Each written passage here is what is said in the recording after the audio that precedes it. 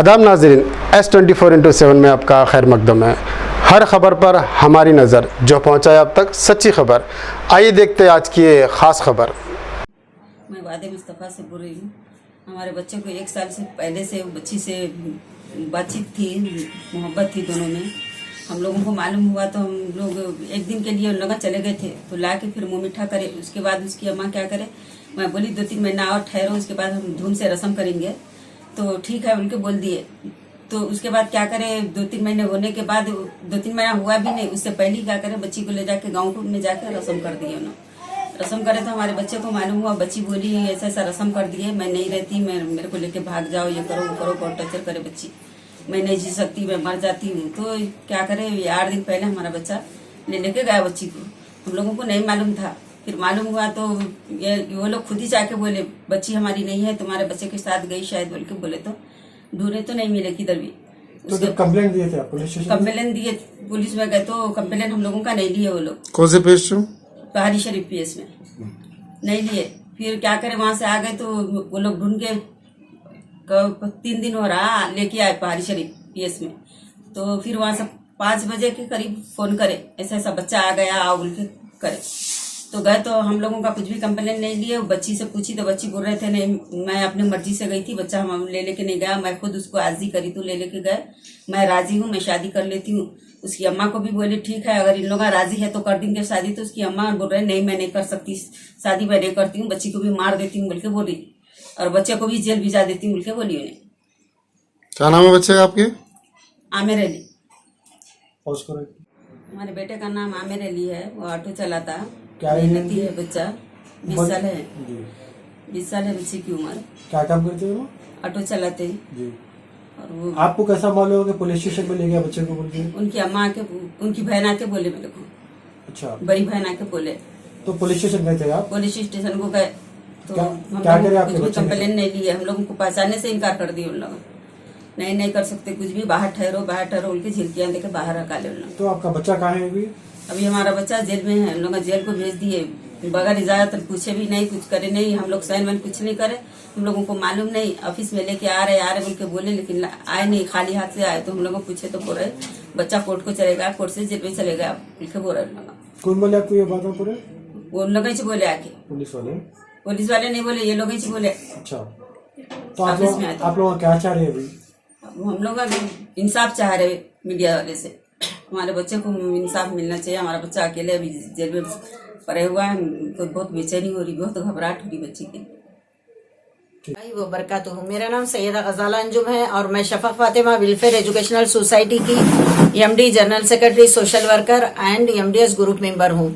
मैं खवातीन के लिए काम करती हूँ हमेशा, लेकिन बड़े अफसोस के साथ कहना पड़ रहा है कि इस वक्त मैं लड़की की वालिदा के खिलाफ बात कर रही हूँ। लड़का लड़की दोनों एक दूसरे को चाहते हैं। मैं इस वक्त यहाँ पर वादिया मुस्तफ़ा में हूँ। लड़का लड़की दोनों भी एक दूसरे के लिए तड़प रहे हैं और एक दूसरे को इंतहा की हद तक चाहते हैं। लड़की तो जान देने की तक बात कर रही थी, तो उसमें यहाँ का लड़का जो है लड़की को लेके लापता हो गया था। तो इससे पहले भी 1 साल पहले भी, लॉकडाउन के पहले भी ऐसी ही हुआ था कि लड़की ने कहा कि मेरी माँ दूसरी तरफ रिश्ता तय कर रहे, नहीं सुन रहे, जबकि वो लड़का लड़की के घर में जाना आना है, रहता है वहां पर, खाता पीता सो भी था। तो उसके बावजूद दूसरी तरफ कर रहे हैं एंगेजमेंट बोल के मालूम पड़ा तो लड़की बताई, फिर भाग गए लड़का लड़की, सारा दिन गायब रह के आए। लड़के की वालिदा को मालूम पड़ा, लड़के की वालिदा जाके लड़की की वालिदा से बात किए तसल्ली बख्श, और फिर उसके बाद दोनों की हंसी खुशी से, दोनों वालिदैन की हंसी खुशी से मुंह मीठा हो गया। मुंह मीठा होने के बाद उन्होंने थोड़े दिन खामोश रहे। उसके बाद लड़की का कुछ गांव जाके, नांदेड़ जाके वहां पर रस्म कर दिए लड़की का। नांदेड़ में जब रस्म करे तो लड़के की वालिदा जब उनसे सवाल करे कि ऐसा कैसा जाके नांदेड़ में रस्म करके आते हैं, मेरे लड़के से मुंह मीठा हुआ, तो उन्होंने कहा कि मैं तुमको टालने के लिए रस्म करी थी, है मुंह मीठा करी थी तुम्हारे लड़के से, और मैं लड़की को उधर दूंगी। तो लड़की को वहां ले जाके इन्होंने इतना टार्चर करे, मजबूरन लड़की फूल पहन के आ गई वहां से, और आते ही घर पे लड़की इनकार कर दी। फिर भी बहुत दिन तक लड़का भी बात नहीं करा, लड़की भी बात नहीं करे, ऐसा मुझे पता चला। जब अब नांदेड़ वालों को भी शायद पता चला, तो वहां से भी रिश्ता टूट गया था लड़की का। क्या हिसाब से टूटा वो तो डिटेल्स नहीं पता है, कि मुझे भी दूसरों से ये तमाम बातें मालूम पड़े। मैं किसी एक तरफा सुन के बात नहीं करती, मैं दो तरफा सुनी। कल लड़की के लोगों से भी मुलाकात की, लड़की के 2 बहनों से, भाई से, वालिद से, वालदा से। उन लोगों का कहना है कि हमारी अम्मी नहीं मान रहे हैं, बस हम भी हमारी बहन को उसी लड़के को देना चाह रहे हैं, और वालिद भी कह रहे हैं कि मुझे कोई इतराज नहीं है। तो इस तरह से नादेड़ का रिश्ता जब टूटा तो उसके बाद जब ये लोग मेडिकल कराए, तो मैं ये जानना चाहती हूँ, मैं एज ए सोशल वर्कर ये जानना चाहती हूँ कि जब ये लोग मेडिकल कराए हैं तो मेडिकल की रिपोर्ट कहाँ है? कल जब मैं पूछी तो मुझसे बात करने के लिए कोई तैयार नहीं है। तो ऐसा कैसा? क्या सोशल वर्कर का कोई वैल्यू नहीं है? हम लोग काम किसके लिए करते हैं? अवाम के लिए ना, हमारे अपने जाती मकासद के लिए तो नहीं। तो फिर ऐसा क्यों? ना वो कोई रिपोर्ट मेडिकल की बताया गया है, ना ही हम लोगों को कौन से सेक्शन में क्या वजह से क्या किए वो भी नहीं बताया जा रहा। वहां पर से मुझे एक नंबर दिया गया, कहा गया कि ये इंस्पेक्टर साहब का नंबर है। मैंने जब बात की तो इंस्पेक्टर साहब अच्छे से बात किए और उन्होंने कहा कि जो ड्यूटी इंस्पेक्टर है उनसे बात करें। ड्यूटी इंस्पेक्टर बस कुछ बताने के लिए तैयार नहीं थे। वो कह रहे थे कि आके सर आने के बाद आके बात कर लो। बस बच्चे को जेल को भेज दिए, बच्चे पे रिमांड हो गया। तो ठीक है मैडम, आप हमको ना हम फोटो लेंगे मोबाइल में, ना हम आपको पेपर दियो बोल रहे हैं, सिर्फ आप हमको इतना बता दीजिए कि आप किस सेक्शन में बच्चे को पे केस करें, क्या बच्चे की गलती बताए आप उसमें।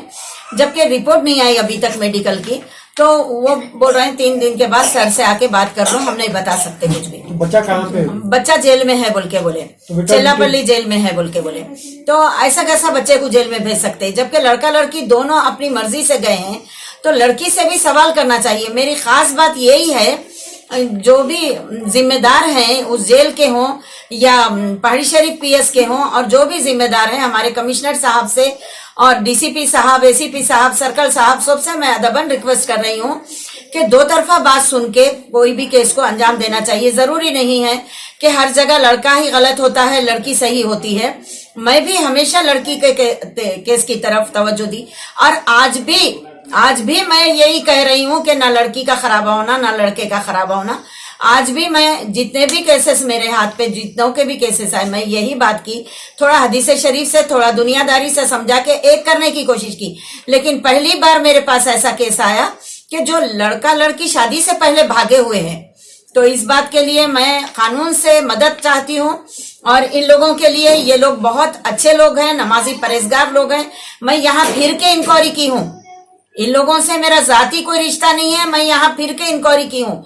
तो हर कोई लड़की की माँ के साथ बात करने के लिए डरता है, उनकी जबान इतनी गंदी है, सुनने में आ रहा है, तो बात करने के लिए डरता है, और हर कोई इस घराने की तारीफ कर रहा है। तो बस मैं यही चाहती हूँ कि लड़का लड़की को एक किया जाए, और ये लोग कोई 2 रुपये जहेज नहीं मांग रहे, कुछ ये नहीं कर रहे हैं। और रहा सवाल, ये कर रहे हैं लड़की की वालदा कि लड़की 2005 की है, तो ठीक है एंगेजमेंट करके छोड़ दे, और जब लड़की 18 की हो जाती है जब निकाह करें। इस बात के लिए भी हम एंग्री हैं।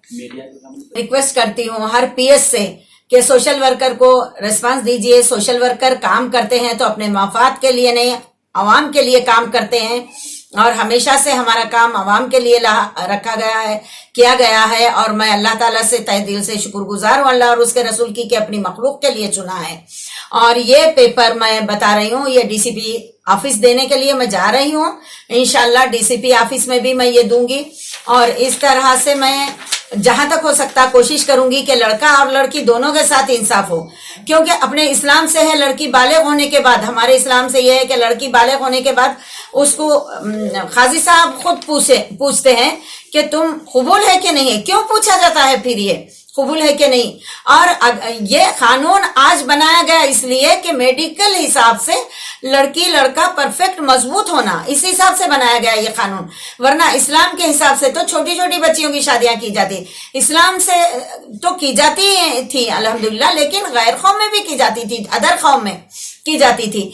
और आज भी मैं हर जात की लड़की से लड़के से यही कहूंगी कि ये आशिकी माशुकी का छोड़ दो बेटा, आप लोग अपने वालिदैन की इज्जत रखो, और वालिदैन जैसा कहते हैं वैसा सुनो।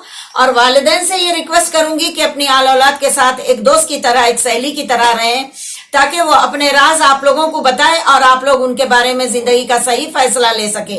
अगर माँ बाप वाले दोस्त की तरह, सहेली की तरह रहते हैं तो ऐसे कदम नहीं उठते बच्चों के। ये मेरा तजुर्बा मैं बता रही हूँ, मेरा नजरिया बता रही हूँ। मैं क्या करती हूँ तमाम आवाम से, हर कास्ट के लोगों से, कि अपने बच्चों के साथ, लड़कियों लड़कों के साथ दोस्त की तरह, सहेली की तरह रहो और उनको मौका दो कि वो अपने दिल की बात आपको बता सकें और बच्चे आपके लिए फर्माबरदार बन सकें। शुक्रिया, जज़ाकल्लाह खैर, अल्लाह हाफिज।